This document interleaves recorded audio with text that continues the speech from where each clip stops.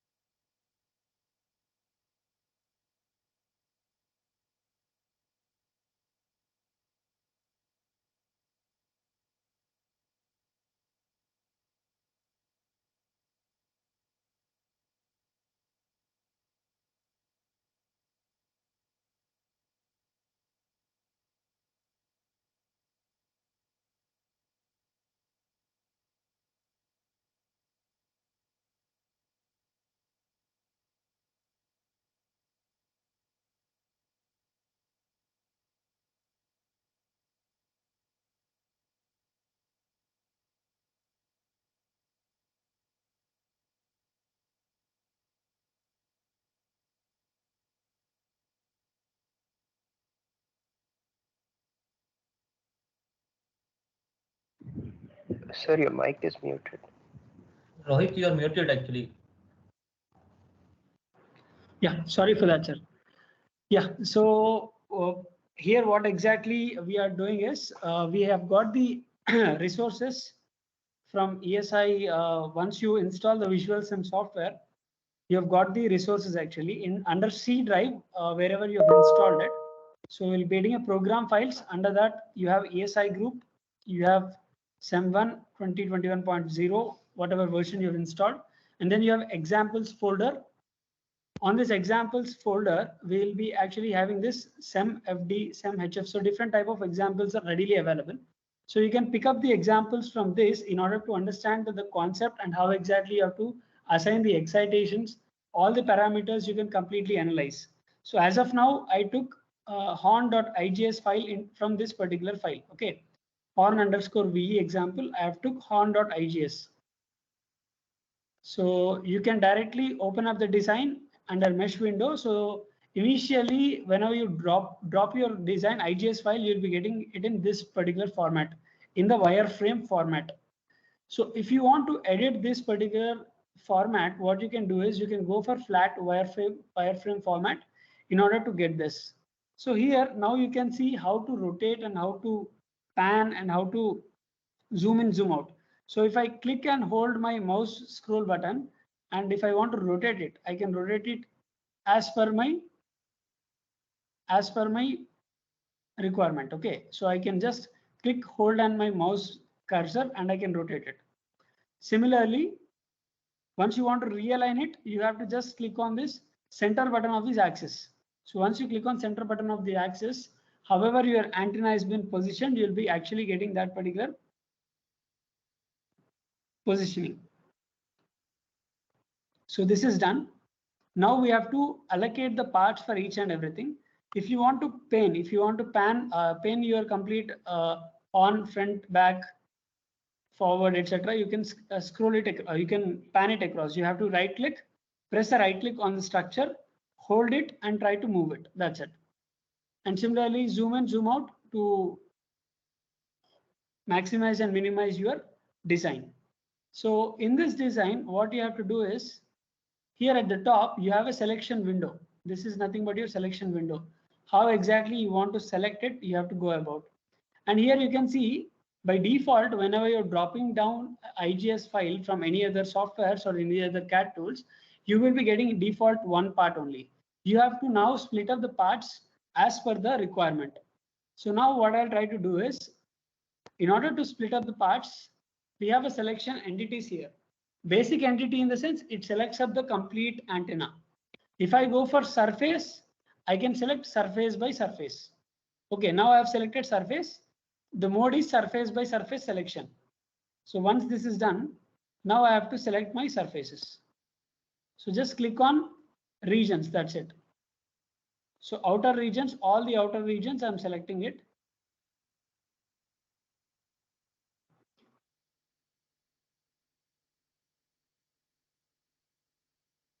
So all the outer regions, select it carefully. So once we are done with this,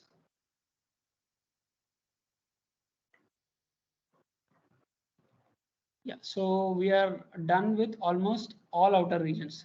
So outer regions are almost like 24. At the bottom side of your screen, you can see how many surfaces you have actually selected for. Okay, which will give you the count. So once this is done, now I want to generate a new part out of old part. So you have to right click after selection, you have to right click, go to tools, under tools, you have to select add to new part. So once you click on add to new part, this particular surface will be added to a new part and will be named as part 2. So once you're done with this part 2, in order to go with easier implementation, one benefit in Visual SEM is you can also make it invisible also. So you can just click on this particular globe symbol, particular point symbol. So if you make it empty, what happens is you can see the complete outer surface is completely removed. Yeah, you can make it hide or you can make it invisible.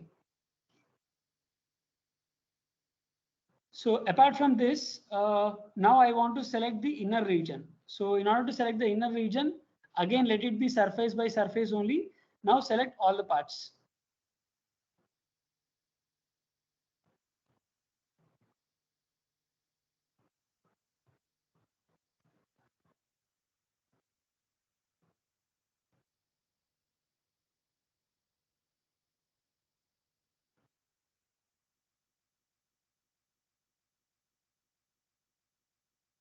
So we have selected all the parts. We have selected all the parts for the inner surface especially. So just right click on this, go to tools, right click, go to tools, add to new part. So this will be selected as the inner part now. Now the last selection, what you need to do is you have to select for the port. So there is only one surface for the port. Select it, right click, go to tools, go to add to new part. So we are done with this particular thing. So we have got all the three parts. Now you can see the level 1, whatever, see it is empty. So if you click on F11, that is part manager, you will be actually getting what kind of parts you have. Okay. So part manager.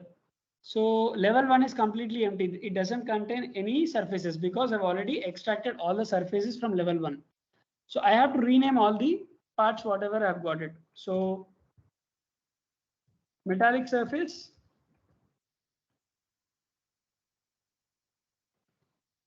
And then this is nothing but probe, I'll call it. And this is nothing but my port. Okay, I'm done with this particular thing. So this particular horn antenna, if you go with the design documentation of this particular horn antenna, this horn antenna is actually working at, it works at 8.2 to 12.4 gigahertz. It's exclusively working in the X-band frequency. So we have to calculate the lambda by 7 or lambda by 3 would be the optimal size. So we'll try to calculate the lambda. Here, my operation range of frequency, what I want to put for this antenna, I would like to go for 10 gigahertz. Okay. So we are done with all these things. Now, since it's an empty part, right click on that, go to delete, click on delete. So it gets deleted up. So now you're done with your complete horn part. So this is absolutely fine. Now what you have to do is go to 2D. Under 2D, we have an option called as Topo Mesh. So under Topo Mesh, it actually gives me the element size. So now here, what I can do is I can specify my Topo Mesh as 6. How exactly you have to specify 6 is basically, let us again go for calculation.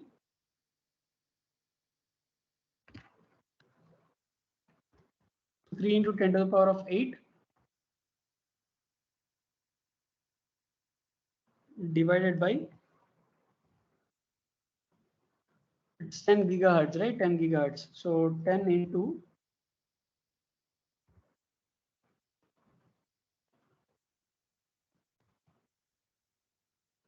so here I'm getting almost like close to 30 mm I'm getting it. It's 0.03 meters. That is nothing but in 2000 if you do 30 mm I'm getting it.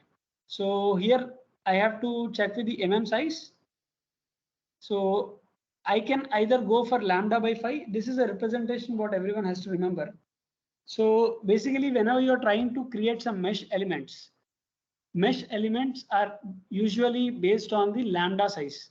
So you have to either go for lambda by 5 or lambda by 7, lambda by 11 based on the resolution what you want to get with. So since this is an X-band antenna, you can go for lambda by 5. So lambda by 5 in the sense 30 mm divided by 5, if you go ahead, you will be getting somewhere like 6 mm. So you can select each and every mesh size of 6 mm. That's how it has been calculated. So here we are getting in terms of meters, 0.030 meters in the sense 30 mm. 1 meter is equal to 1000 mm, so 30 mm. 30 mm you are converting into lambda by 5. So lambda is 30. Lambda by 5 is nothing but 6 mm. You are giving 6 mm here. So this is fine. Now what we have to do is you have to go for edge group. Already I have given 6 mm as a size. Whenever you are solving this kind of problems, like if you are going with horn antenna or else if you're going with any antennas which are actually feeding with a port.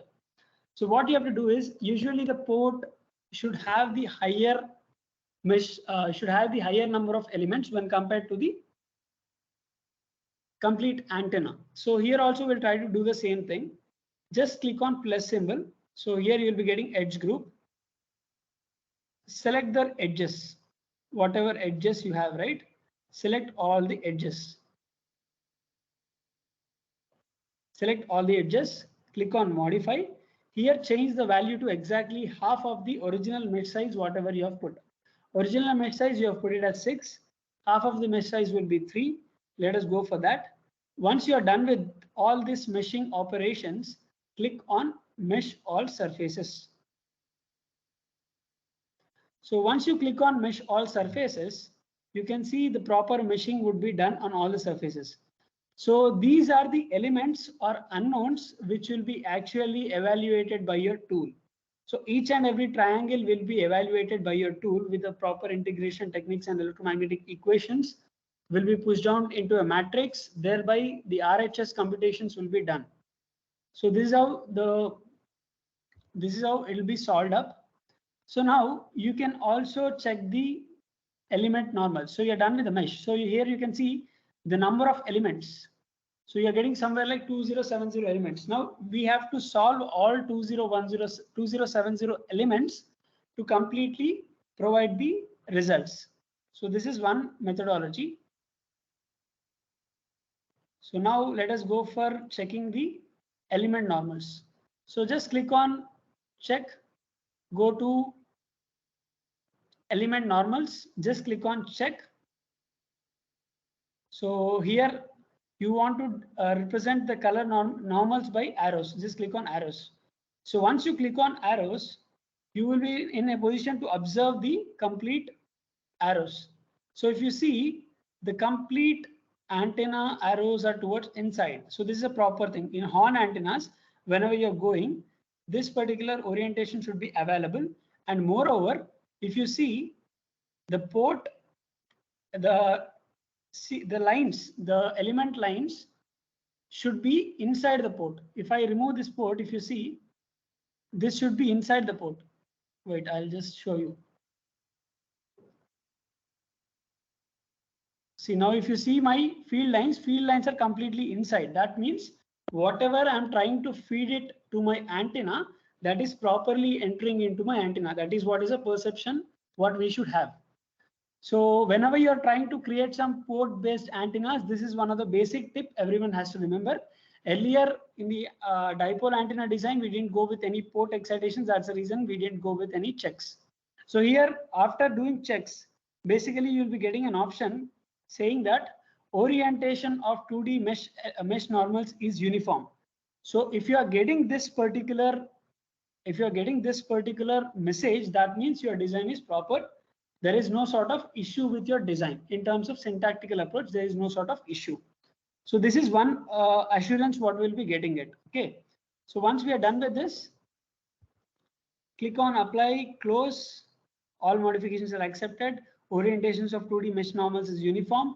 So this is absolutely fine. Now we can go ahead with our CEM window. Okay, just click on the CEM window. So you can also cross verify how exactly it goes about. So meshing operation. So here we went with Topo Mesh 6 mm, given the edge also like 8.3. So we have selected all these edges. We have refined the mesh. And then now we have to go for the parameters, all the parameters. So this is for CEM window. Until this part, whatever we have done, it's absolutely the same. So let us just go ahead with that. So now I want to assign under CEM window, I will just check with the view once again. Yeah, I have E field FD, it is absolutely fine. Now, if I go to CEM window, first operation, what I have to do is medium. I have to assign an exterior medium around it. Then only I can do some port excitations. Otherwise, if I'm not including my port in the exterior medium, the port will be outside the box. So it will not allow me to create it. So go to part, select this, click on the parts, select all the parts, whatever are available, click on OK. So 2, 3, 4 parts are added up, click on apply. So all these parts are added into an exterior boundary which has been created. So once you are done with this particular thing, then what we can do is go for boundary conditions. I want to create a PEC boundary around my particular metallic surface. So go to boundary condition, PEC, select PEC, click on apply, close it. So one PEC will be available under the boundary box. Next, go to frequency. Here I want to operate single frequency only. Let me just go for frequency. Let me cross verify once again.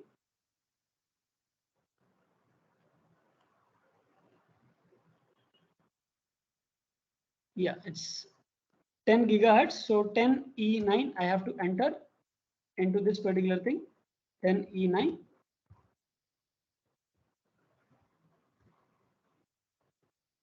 So 10 E9, click on add and then click on apply. Then only your frequency is applied. Okay. Always remember, enter your frequency values, click on add and then click on apply. So this is done. So this is already done. Now frequency part is already done. Now we can go with port. So select port, click here. So automatically whatever port you have created with the rectangular box, that will be highlighted. So this is one good feature. So whichever ports you have selected in your design, automatically those ports will be selected. Select your port, go to OK and go to mode solver. In mode solver, since you're going with the rectangular mode solving here, go with analytical rectangular and then modes will be TE10 mode. By default, if you want to excite your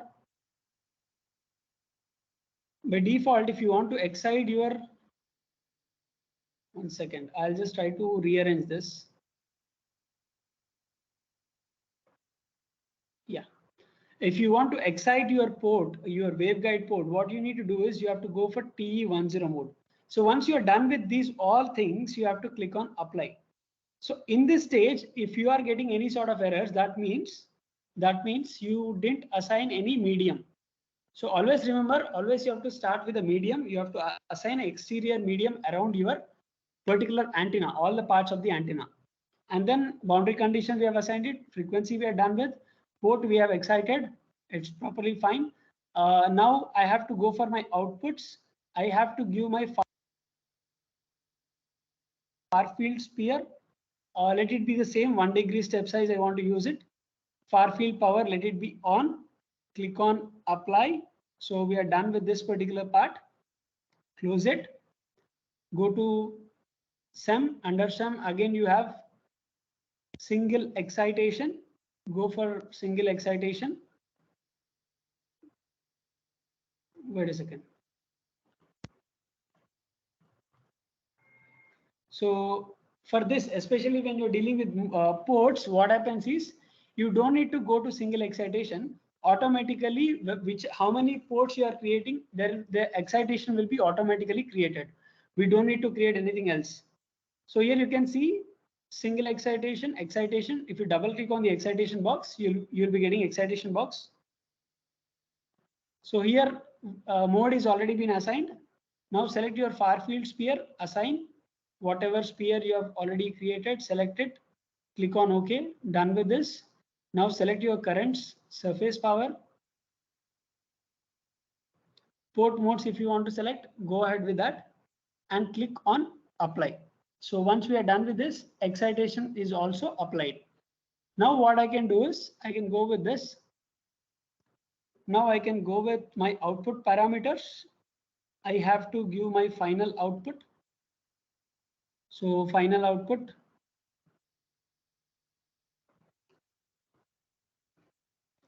So here you can go for S matrix. Similarly, I just want to go ahead with far field. So I have to calculate this far fields also. So I'm specifying the far fields. So input power, scattering matrix, admittance matrix. Apart from that, far fields, the complete far field results I want to visualize. So I'm selecting all those things, click on then OK. So once you are done with that particular part, you are done with your output configuration. So next step, go to output parameters, go to your length unit, set it to mm. If it is an mm, absolutely fine.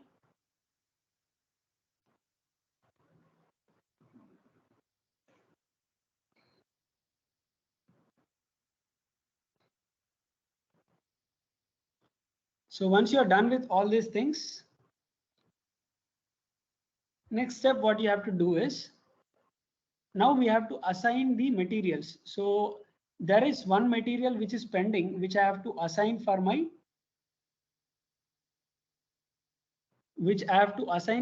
probe. So there is a material which is called as probes. You can select probe here. So under probe, go to general, click on apply. So generic probe, we are trying to use it here. So we are done with all the things. So now I have to assign my materials, whatever materials I want to use with my antenna, I have to do that. So go to part manager. In part manager, the metallic object, the metallic out surface of the horn antenna will be assigned with a PEC. Done. And then probe will be assigned with a generic material, generic probe, whatever you have created. Port automatically will select PRT1, whatever port you have created, automatically it gets assigned to that. So click on close. Now it's saved. Now we have the complete information of all the parts. So everything is done. You can cross verify the steps as well here also. So this is a typical flow. First we'll start up with the medium, then we'll give the boundary condition if and only if it is required. Then we'll go ahead with the frequency of operation. Then we'll go ahead with port excitation. Then we'll be going ahead with after port, we'll be going ahead with far field sphere, the output, and then generic probe I have applied. So materials are already been assigned. And in the source, I have got it. This, since is an older resource, we've got it in this way. Basically, we'll be getting in the excitation format. Excitation mode, you will be getting it. And there you have to assign your far field sphere, near fields, currents, surface power, port modes, etc. So once it is done, select your far field sphere, assign it, and select all your parameters, whatever you want to visualize. And then length unit, set it to mm, click on save project. So running the solvers, this is the last step what you need to do. So if I approximately compute the size of this particular antenna, it's somewhere like almost 285 mm.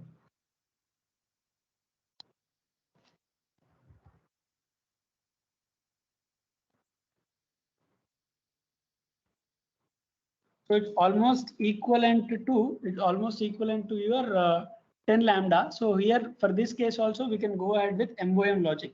If your antenna is further more complex, like greater than 10 lambda to 100 lambda, then you have to go ahead with MLFMM logic. So this is just an approximate distance measurement what I've done here. So it's a diagonal distance what I've calculated. It would be furthermore less only. So once it is done, now the solver settings by default will be available with MOM. Okay, so all the parameters are properly done. Now what you can do is go for save project. So while saving the project, you have to select a folder where you want to save your complete results, and you can save there.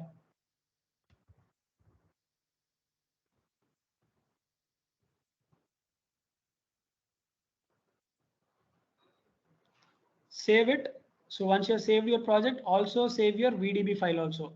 So next time when you're opening your project directly, you can continue from this stage. You'll have all the properties saved. Everything will be readily available. You can directly run the design and then you can evaluate the results. So in this, now let us go for CEM. Let us go for job manager. So now in job manager, you can see input file is also readily available. So once you start saving it, then only your input file .dat will be available. So just click on run. So it takes few seconds to run this particular horn antenna design. So one good thing in ESI CEM1 software, what I observe is basically it shows you the detailed procedure, what exactly happens in the backend also. So wherein the customer or the participant can also view what is the status is going on, what is the stage it is going on with, what are the different stages it has. All those things we can analyze. See, it almost took somewhere like 27 seconds. Okay, so the stages, if you analyze, so processing your far field responses, factorizing your block rows. So first thing is factorizing the block rows will be there, and it has took number of triangles whatever we have assigned for the medium. And then you can see assembling the port size is 2160 cross 144. Factorizing, assembling, factorizing, solving the problem in terms of far field, and then exporting the results. So this is what is a procedure has been done with this particular technique. So once it is done, you can click on any key to close it. So you are done with this, close it, click on close. Now let us just go for viewer window.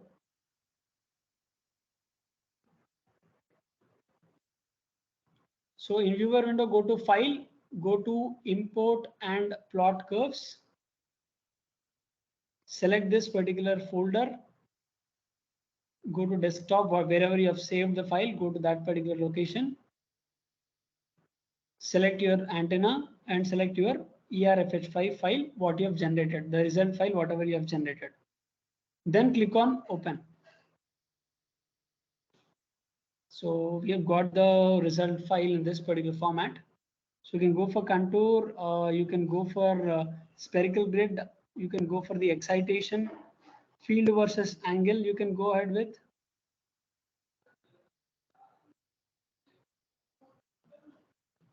Field, now you can assign your gain parameter here. So once you are done with the gain parameter, you can go ahead with the plotting. So this is not a proper angle of plotting it. Okay, so this is how your actual antenna pattern will plot it up. So you have to calculate at fixed phi is equal to 0 degrees. So this is how you are getting it. So now let us also analyze the 3D result as well.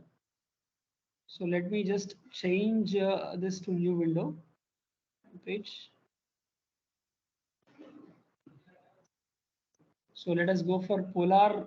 Let us go for the same sort of results. See, this is how your horn antenna pattern will come. Okay, so this is how your gain will be propagated. Now let us just see the response, how exactly your antenna is working up. Okay, just close this. Close this. Click on this particular page. Click on this particular page icon, this part, and then go to your results. Go to contour. Under contour, you have node. Go to electrical field mode. So you can see the excitation on the particular port lines. In the electrical surface current, how exactly the surface currents are feeding through the probe and the other stuff. Similarly, spherical grid, far field. So this one we have to set it up, go to field, go to factors, assign your part. And instead of linear, if you're going with 10 dB, you will be getting a different pattern out there. Okay. So this is how your horn antenna pattern will look like. So if you go for 20 dB scale, you can see the result. Okay, exactly at the port, you are getting this kind of result. So basically these horn antennas, whatever horn antennas will be designing it, these horn antennas are nothing but those are directional in nature and also are helpful in providing higher gain values. So if you see some properties of horn antennas,